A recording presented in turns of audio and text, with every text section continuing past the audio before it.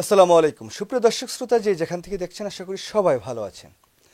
বাংলাদেশ জাতীয়তাবাদী দল বিএনপি একটি দুর্ভাগা রাজনৈতিক দল। এই দলটি ইতিহাসের সবচাইতে সুসময়ে ছিলেন জুলাই আগস্ট বিপ্লবের ঠিক পর সময় থেকে, যেই সময়ে বাংলাদেশের প্রত্যন্ত অঞ্চলের প্রত্যেকটি মানুষ, শহর গ্রামগঞ্জ সবাই এক দ্বিধায় বলছেন যে বাংলাদেশে এই মুহূর্তে নির্বাচন হলে তারা সবাই বাংলাদেশের জাতীয়তাবাদী দল বিএনপিকে ভোট দিবেন, এবং সেই সময় যদি নির্বাচনটি হয়ে যেত তাহলে নির্দ্বিধায় বলা যায় এতদিনে বাংলাদেশের প্রধানমন্ত্রী হিসেবে দায়িত্ব পালন করতেন বাংলাদেশ জাতীয়তাবাদী দল বিএনপির ভারপ্রাপ্ত চেয়ারম্যান জনাব তারেক রহমান। অথচ এই দলটি সময়ের পালাক্রমে এখন সবচাইতে বেশি বিতর্কিত অবস্থায় আছে, এবং সংবাদপত্র, রাজনৈতিক বিশ্লেষক, ইউটিউব, সোশ্যাল মিডিয়ায় আমাদের মতো যারা কথা বলেন, যারা একেবারেই দলকানা না, তারা সবাই এক বাক্যে স্বীকার করবেন যে এই দলটি বিগত ফ্যাসিস্ট শেখ হাসিনা সরকারের যেই বিভিন্ন অঙ্গ সংগঠন যেরকম সন্ত্রাসী কায়দায় নানা বিতর্ক জন্ম দিয়ে দলের ব্যাপক ক্ষতি করেছে, ঠিক একই প্রক্রিয়ায় একই কাজ করে বাংলাদেশ জাতীয়তাবাদী দল বিএনপির এমন একটি ক্ষতি তারা গত 1 বছর 3 মাসে করে দিয়েছে, যেই ক্ষতির কারণে বাংলাদেশের সাধারণ জনগণ এখন তাদের বিরুদ্ধে ভোট দিতে চাচ্ছে, নতুন একটি রাজনৈতিক প্ল্যাটফর্ম দেখতে চাচ্ছে। দেখুন, মেধাহীন রাজনীতি এবং মাসেলের রাজনীতি করার দিন যে অনেক আগেই শেষ, সেটা বিএনপির তৃণমূলের নেতৃবৃন্দ অথবা বিএনপির যারা হাই লেভেলের নেতৃবৃন্দ তারা হয়তো বুঝতেই পারেননি। দেখুন, জুলাই আগস্ট বিপ্লবের পর সবচাইতে সুসময়ে থাকা এই রাজনৈতিক দলটি জুলাই আন্দোলনের যে সনদ বা জুলাই বিপ্লবের যে সনদ তৈরি করতে চেয়েছে, বাংলাদেশের যে সংস্কারগুলো করতে চেয়েছে, সেই সংস্কার কমিশনে গিয়ে বা ঐক্যমত্যের যে কমিশন, সেই জায়গায় গিয়ে বিএনপির নেতা সালাউদ্দিন আহমেদ যেই ভাষায় যে উদ্ধত্যপূর্ণ আচরণ করে মোটামুটি যে দাম্ভিকতা দেখিয়ে কথাবার্তা বলেছে, আখের দিন শেষে কি হলো?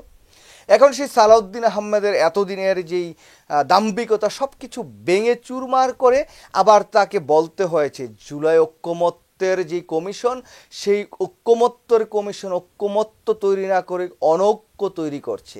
এই অনৈক্য তৈরি করার কথাটা তিনি এই মুহূর্তে বলতে হচ্ছে কেন? তারা যে মেধাহীন রাজনীতিটা করছেন, যে চতুরতা তারা বুঝেন না, সেই জায়গায় আজকে ঐক্যমত্য কমিশনের পক্ষ থেকে যেই ধারাগুলো দিয়ে আগামী দিনে যারা রাষ্ট্র ক্ষমতায় যাবে তাদেরকে যে একটা বাইন্ডিংস তারা দিয়েছে, যে 270 দিনের ভিতরে নির্বাচন এই করতে হবে, তা না হলে অটোমেটিকলি সংবিধানে এই যে জুলাই আগস্ট বিপ্লবের যে সনদ সেটা সংযুক্ত হয়ে যাবে, এই বিষয়গুলো বিএনপি আসলে কোনোভাবেই ক্যাচ করতে পারেনি এবং তারা এটা মেনে নিতে পারছে না। বিএনপির নেতার কথাবার্তায় এরকম একটা ভাব, এরকম একটি দাম্ভিকতা, সেটা দেখে মনে হয় যে বিএনপি দুই পাই রাষ্ট্র ক্ষমতায় দিয়ে রেখেছে, তারা যেন রাষ্ট্র ক্ষমতায় চলেই গেছে, তাদেরকে বাংলাদেশের জনগণ রাষ্ট্র ক্ষমতায় বসায়া মোটামুটি তেল মাখতেছে, সেই জন্য তারা এমন একটা দাম্ভিকতা তৈরি করতেছে, এমন একটি ভাষায় কথা বলতেছে যে জায়গায় মনে হচ্ছে যে না, এটা করা যাবে না, ওইটা হবে না, আমরা এটা করব না, সেটা করব না। বাবা, আস্তে একটু আসো, আস্তে চলো, তোমাদেরকে বাংলাদেশের জনগণ এখনো ভোট দিয়ে রাষ্ট্র ক্ষমতায় পাঠায় নাই, সেই ধৈর্যটা ধরো। এবং বাংলাদেশের জনগণের ভোট পাওয়ার জন্য জুলাই আগস্ট যে বিপ্লব, এই বিপ্লবের যারা যোদ্ধা তাদের যে চাওয়া পাওয়া, সেটাকে একদম আস্থা করে নিক্ষেপ করে ডাস্টবিনে ফেলে দিয়ে তোমরা তোমাদের যে সুবিধা সুযোগ সুবিধা যেগুলো তোমরা চাও সেগুলো নিয়ে সামনের দিকে এগিয়ে যাবা, সেটার বিপক্ষে বাংলাদেশের জনগণ তো ভোট দিয়েও দিতে পারে, সেই জায়গাতে একটু ধৈর্য ধরতে হবে। দেখুন, বিএনপি সুসময়ে থাকার পরেও আজকে বিএনপির সবচেয়ে কাছের জোট ছিল জামাত ইসলাম, সবচেয়ে গোর বিরোধী হচ্ছে বিএনপির অনেক বিশ্লেষক বলেন যে জামাত হয়তো বা বিরোধী দল হতে পারে, কেন নয় যে জামাত বিরোধী দলের কাছ থেকে রাষ্ট্র ক্ষমতায় চলে যাওয়ার মতো একটি রাজনৈতিক দল, এটা কেন জামাত জামাতকে আন্ডারমাইন করে বিরোধী দল সবচেয়ে বড় হয়তো বিরোধী দল হতে পারে চিন্তা ভাবনা করেন। আবার অনেকে বলেন যে না, আওয়ামী লীগ যদি নির্বাচন করে তাহলে তো আওয়ামী লীগই সবচেয়ে বড় বিরোধী দল হবে, বিএনপি হয়তো নির্বাচন। কিভাবে বলেন? আওয়ামী লীগকে তো মানুষজন ভোটও দিয়ে পাশ করাই দিতে পারে, দেন না আওয়ামী লীগকে নির্বাচন করতে, তাহলে তো দেখা যাবে যে কি অবস্থাটা হচ্ছে। কারণ আওয়ামী লীগ আপনারা আর বিএনপি আপনারা বিগত 1 বছর আর ওদিক দিয়ে 16 বছরে কেউ তো কারো থেকে কম প্লেয়ার না। তো সেই জায়গা থেকে জামাত ইসলাম বিএনপির বিরোধিতা করছে।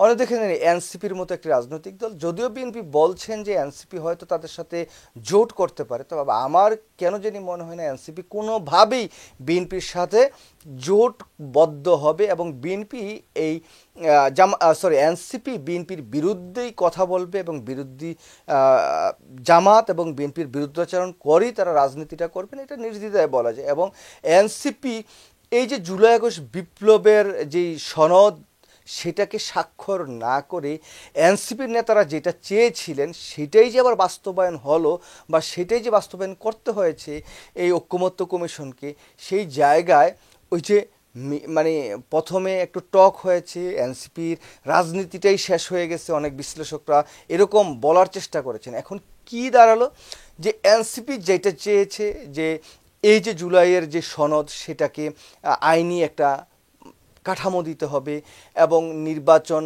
হয়ে গেলে এটা কিভাবে বাস্তবায়িত হবে সেটার একটি প্রক্রিয়া বলে দিতে হবে। এনসিপি যা যা চেয়েছে তাই তো হয়েছে, তাই না? এই জায়গায় বিএনপি দেখেন যেই জায়গাগুলোতে বিএনপি হাত দিয়েছে, যেই কাজগুলো বিএনপি করার চেষ্টা করেছে, প্রাথমিক পর্যায়ে মনে হয়েছে যে বাংলাদেশের জাতীয়তাবাদী দল বিএনপি হয়তো বা এই কাজগুলোতে তারা বিজয় অর্জন করেছে। আসলে সময়ের পরিবর্তনের সাথে সাথে আমরা দেখছি যে বিএনপি যা করছে তার বিপক্ষেই বিএনপির ফলাফলটা যাচ্ছে, বিএনপির মতো করে কিন্তু কিছুই হচ্ছে না। এবং বিএনপি যেভাবে চিন্তা করছে যে তারা নির্বাচনে পাশ করে ফেলছে, খালি ভোটটা দেওয়া বাকি, এই ভোটটা দেওয়া বাকির পরেই মনে হবে যে না, এটা তো বড় ভুল হয়ে গেছে। ওই 96-এ শেখ হাসিনা বা 91-এ শেখ হাসিনা নির্বাচনের মতো, এটা আগেও আমি বলেছি যে শেখ হাসিনা কাকে কাকে মন্ত্রী বানাবে সব কিছু রেডি, অথচ পাশ করে গেল বিএনপি। এইবারও ঠিক একই ঘটনা ঘটার সমূহ সম্ভাবনা আছে। যত বিশ্লেষকরা যেটাই বলুক না কেন, জামাত এই 1971 সালে যুদ্ধপরাধী, তাদের কথা ঠিক নাই। জামাতের আমির মেয়েদের কর্মঘণ্টা 4 ঘন্টা 5 ঘন্টা, এই বিতর্ক ওই বিতর্ক। এখন জামাতের বিপক্ষে তো বাংলাদেশের একটা এই যে সুশীল সমাজ অথবা সাংবাদিক সমাজ, যারা বলেন যে তারা খুব একটা মানে ধর্মের থেকে একটু দূরে আর কি, নাস্তিকও না আবার আস্তিকও না, আবার ধর্মটার মাঝামাঝি, আবার ধর্মকর্ম করেন, এই সমস্ত লোকজন কোনোভাবেই জামাতকে পছন্দ করেন না। আমি ব্যক্তিগতভাবে জামাতের রাজনীতি কখনো পছন্দ করি না, যেহেতু করি নাই। আমি বিএনপির রাজনীতি করেছি, বিএনপির পক্ষে আমি ছিলাম সব সময়, সেই জন্য আমি হয়তো বিএনপির পক্ষেই আছি। কিন্তু বাস্তবতাটাও বুঝতে হবে। বাস্তবতাটা এখন কি? বাস্তবতাটা হচ্ছে অশিক্ষিত মানুষ, শিক্ষিত মানুষ, অর্ধশিক্ষিত মানুষ এবং বাংলাদেশের সবচাইতে বেশি শিক্ষিত মানুষ, এই বেশি শিক্ষিত মানুষের মধ্যে মেজরিটি হচ্ছে জামাতের পক্ষের লোক, যারা জামাতকে ভালোবাসেন, বিশ্বাস করেন এবং জামাতকে ভোট দিবেন। দেখুন, বিএনপি কেন পারবে না জামাতের সাথে, বিএনপি কেন জামাতের সাথে পারবে না, এটার প্রধানত কারণ সেটা বলি। গত 17 বছরে বাংলাদেশে যদি ডক্টরেট ডিগ্রি অর্জন করার মতো 100 লোক দেখেন, এই 100 লোকের মধ্যে জামাতের হচ্ছে 95% লোক, বিএনপি অন্য যত দল আছে তার হচ্ছে মাত্র 5% লোক। এখন জামাতের যারা রাজনীতি করেন বা জামাতের যারা প্রোডাক্ট, তারা অক্সফোর্ডে পড়ান, তারা হার্ভার্ডে পড়ান, তারা এমআইটিতে পড়ান বা তারা এমআইটিতে পড়েন, পৃথিবীর বিশ্ববিখ্যাত যত ইউনিভার্সিটি আছে সবগুলোর তারা ছাত্র, তারা শিক্ষক, তারা সব বাংলাদেশের বড় বড় বিশ্ববিদ্যালয় সহ নানা জায়গায় এখন জামাতের যে মেধাবী তরুণরা বসে আছে, তাদের যে বুদ্ধি পরামর্শ, সেই জায়গায় বিএনপির ওই গুন্ডা হুন্ডা মার্কা আর সন্ত্রাসী করা, মাছ বাজার চাল বাজার থেকে চাঁদাবাজি করা, আর এখন বিভিন্ন এলাকায় খোঁজখবর যেটা পাচ্ছি যে ভদ্রলোক কেউই আসলে বিএনপির রাজনীতির সাথে তেমন একটা সম্পৃক্ততা নাই। কারা আছে? হকার, গুন্ডা, মাস্তান, স্বেচ্ছর, হিরুন্সি, গাঞ্জুট্টি, এগুলো সব একটা জায়গায় একভূত হয়েছে। সেই দলটার নাম হচ্ছে বাংলাদেশ জাতীয়তাবাদী দল, বিএনপি। তো যেই জন্য আমি প্রথমে বললাম যে একটা দুর্ভাগার দল হচ্ছে বিএনপি, যে দলটার একবারে পরিপূর্ণ সুদিন ছিল তার জীবন দশায় বা তার এই যে জন্মলগ্ন থেকে আজ পর্যন্ত যে একটা সুসময় ছিল, সেই সুসময়ের বাতাস এখন এখন ওই পেছন থেকে বইছে, মানে তাকে উল্টা দিকে নিয়ে যাওয়ার একটা প্রক্রিয়া শুরু হয়েছে। তো এর পেছনের কারণ হচ্ছে বিএনপির রাজনৈতিক অদক্ষতা, বিএনপির সিনিয়র যে নেতৃবৃন্দ তারা একেবারে বুড়া ঠনঠন হয়ে গেছে, তারা কথাও বলতে পারে না এক। আর এখন যারা তৃণমূলে নেতাকর্মীরা আছে তারা হচ্ছে সব গুন্ডা, সন্ত্রাসী, বদমাস, গাঞ্জাট্টা, হিরোইনচি, এই সমস্ত নেতাকর্মীদের দিয়ে জামাতের সাথে যেই মেধাভিত্তিক রাজনীতিটা সেটা তারা করতে পারবে না। তার সাথে সাথে এনসিপির যে নেতাকর্মীরা আছেন, এই যে হাসনাত আবদুল্লাহ, তারপরে তাসনিম যারা সহ আরও যারা সবাই আছেন, তারা অত্যন্ত মেধাবী, শিক্ষিত এবং অনেক ট্যালেন্ট এই ছেলেগুলো, এই নেতৃবৃন্দগুলো। তো তাদের সাথে আসলে বিএনপির এখনকার যে রাজনীতি এটা কুলিয়ে ওঠা অনেক সমস্যা, অনেক তারা এটা পারবে না। তবে বিএনপি রাষ্ট্র ক্ষমতায় ছিলেন, সেই জন্য বিএনপি মনে করেন আমরা রাষ্ট্র ক্ষমতায় ছিলাম, রাষ্ট্র পরিচালনা করার আমার অনেক অভিজ্ঞতা আছে। আর ভাই, অভিজ্ঞতা দিয়ে আপনি কি করবেন? আপনার যদি মেধাই না থাকে, আপনি যদি বিদেশি একটা কূটনীতিকদের সাথে আপনি ভালোভাবে কথা না বলতে পারেন, সেই জায়গায় আপনারা তো কিছু করতে পারবেন না। সেই যে তারেক রহমানের সাথে আশেপাশে যারা ছিল লন্ডনে, তারা এখন সবাই বাংলাদেশে ছুটে আসছেন কেন? ওই যে সুসময়ের মধুটা খাওয়ার জন্য। যে তারেক রহমানের সাথে এতদিন ছিলাম লন্ডনে, এখন তারেক রহমানের উপদেষ্টা, এখন দেখলাম আবার সেই উপদেষ্টারা বিদেশি মানে সাংগঠনিক সম্পাদক, মহাসচিব হয়ে যায়, কত কিছু হয়ে যাচ্ছে।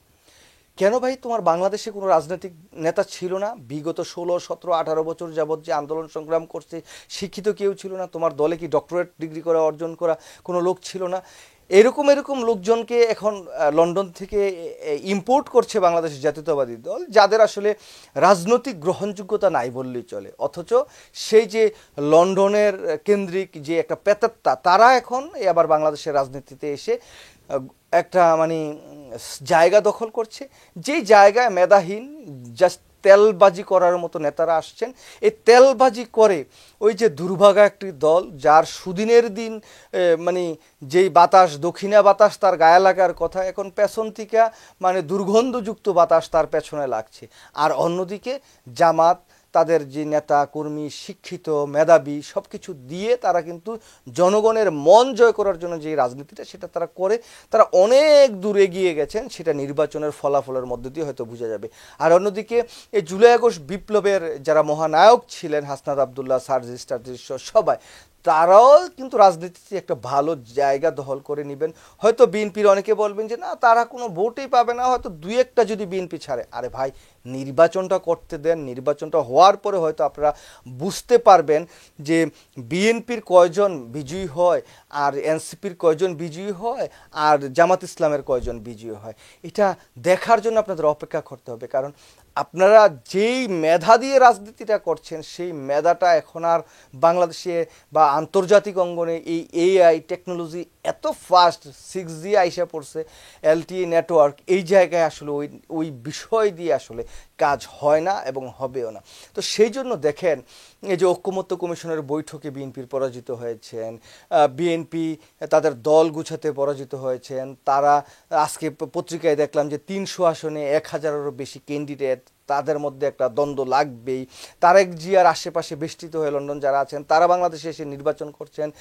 তিনি যেই জায়গায় নির্বাচন করছেন, সেই জায়গায় বিগত 16-17 বছর যারা কষ্ট করেছেন, যারা শ্রম দিয়েছেন, তাদেরকে বাদ দিয়ে হয়তো লন্ডন মানে বিলাতি লোকজনের প্রভাব চলে আসবে। তো সব কিছু মিলিয়ে এই সুসময়ের যেই প্রবেশ করার কথা যে দলটিকে বিএনপির, সেই দলটি এখন একটি দুঃসময়ের অন্ধকারে হাবুডুবু খাচ্ছে। এই হাবুডুবু থেকে আসলে উঠে আগামী নির্বাচনে খুব ভালো ফলাফল করে রাষ্ট্র ক্ষমতায় যাওয়ার মতো তৌফিক, ক্ষমতা আল্লাহ দিবেন কিনা জানি না। তবে তাদের যে মেধা, তারা যেই মেধা দিয়ে এখন রাজনীতিটা করার চেষ্টা করেছেন, যদি এই দেশে থাকে, এই স্টাইলে তারা রাজনীতিটা করে, আমি নির্দ্বিধায় বলে দিতে পারি ভাই, আপনারা আমাকে যত গালাগালি করেন, সর্বশেষে বলি, আমরা গালাগালি করেন আর যাই করেন, বিএনপি হয়তো 70 থেকে 80টা আসন পেতে পারে। এবং দেখবেন যে অনেক বাগা বাগা নেতা, যারা ওই যে বঙ্গবন্ধুর বন্দনা যারা করেছেন, যারা ওই যে শেখ মুজিবের বাড়ি ভাঙার জন্য তাদের হৃদয়ে হাহাকার করেছে, ঠিক আছে, এরকম কিছু বিষয় আছে না, এই বিষয়গুলোকে কেন্দ্র করে তারা কিন্তু একেবারে মোটামুটি জামানত বারজাপ্তর মতো একটি ঘটনা ঘটতে পারে। হয়তো তারা মনে করতে পারেন পিটিয়ে পুটিয়ে সব নিয়ে নেব, সেই দিন আর নাই রে ভাই। পিটিয়ে কিন্তু একটা দেশ থেকে বাইর করে দিচ্ছে। আমরাও আর চাই না যে আমাদেরকে পিটিয়ে আমরা আমেরিকা আছি, আমেরিকা থেকে যাতে আর বাংলাদেশে না যেতে পারি। আমরা চাই যে বিএনপি ভালো ফলাফল করুক, কিন্তু বর্তমান যে প্রেক্ষাপট পরিবেশ সব কিছু দেখে কখনো মনে হয় না যে বিএনপি ভালো কিছু করবে। আর বিএনপি যেভাবে যেই মাঠটা তৈরি করার চেষ্টা করেছেন, সেই মাঠটা যে চারোদিকে মানে যে জালটা পাতার চেষ্টা করেছেন, সেই জালটার বড় বড় ছিরা, এই ছিরা জাল দিয়া খুব একটা মাছ ধরতে পারবেন বলে আমার মনে হয় না। যে 300 আসনের যে 300 রুই মাছ বা কাতলা মাছ ধরার আপনারা চিন্তা করছেন, হয়তো এখানে ওই ফাঁক দিয়া মেজরিটি বাইরে যাবে, যাইয়া হয়তো বা 60-70-80টা টিকতে পারে। এটা কিন্তু আপনাদের জন্য একটু বিবেচনা করবেন। আর এই জুলাই আগস্ট যত জায়গায় আপনারা যা যা কথাবার্তা বলেছেন, দেখেন আপনারা কোনো কিছু কিন্তু বাস্তবায়ন করতে পারেনি।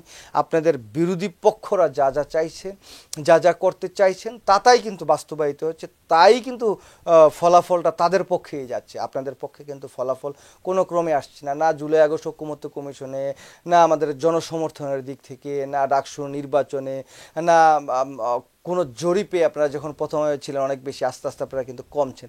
তো সব কিছু মিলিয়ে বলবো যে আপনাদের জন্য মানে অ্যালার্মিং সময় কিন্তু আসছে। এই জায়গায় আপনারা বুঝা চিন্তাভাবনা করা, অনুধাবন করা এবং শিক্ষিত লোকদের এখানে ইনক্লুড করা। ওই যে মানে আমার চাটুকারি করেছে বা আমি লন্ডনী সেজন্য এসে বাংলাদেশে নির্বাচন করে ফেলবো, আমি 2-4টা গালাগালি দিছি শেখ হাসিনাকে লন্ডনে আরামে থাইকা, বা একটা স্ট্যাটাস দিচ্ছি বড় নেতা হয়ে গেছি, বা আরেকজনের পাম্মাইরা বড় নেতা হয়ে গেছি, এরকম কর্মকাণ্ড করে যদি দেখেন, আমি দেখি যে এখন বিএনপিরা যারা রাজনীতিটা করছেন বা এমপি নির্বাচন করছেন, তাদের 70% লোকের এই বিএনপির কোনো না কোনোভাবে আওয়ামী লীগের সাথে কানেকশন আছে। হয়তো মায়া বিয়ে দিছে, নাইলে পোলা বিয়া করাইছে, নাইলে তার খালু মামা চাচা ফুফা একটা না একটা কিছু। এতদিন তারা আওয়ামী লীগের এই যে যারা এমপি নির্বাচন করবে তাদের কথা বলছি, ভুল বুঝবেন না, যারা এমপি নির্বাচন করবেন তাদের সাথে কোনো না কোনোভাবে আওয়ামী লীগের একটি সুসম্পর্ক ছিল বিগত 16 বছর যাবৎ। তারা কোনোভাবে ক্ষতিগ্রস্ত নয়, ক্ষতিগ্রস্ত হয়েছে বাংলাদেশ জাতীয়তাবাদী দল বিএনপির তৃণমূলের নেতাকর্মীরা। এখন তৃণমূলের নেতাকর্মীদের তো অনেকগুলো জয়রা গেছে আমার মতো, যারা মোটামুটি এখন আর মানে ওই যে গাঞ্জুটি হিরোইন্সিদের দেখলে আর ভাল লাগে না, তো তারা ঝরে গেছে। এখন আছে ওই গাঞ্জুটি হিরোইন্সি, এলাকার সবচেয়ে খারাপ বকাটে পোলার, এলাকার সবচেয়ে ভালো ভদ্র নম্র এই সমস্ত লোকজন কিন্তু বিএনপির পাশে এখন আর নাই। সেটা বিবেচনা করতে হবে। সবাই ভালো থাকবেন, আল্লাহ হাফেজ, আসসালামু আলাইকুম।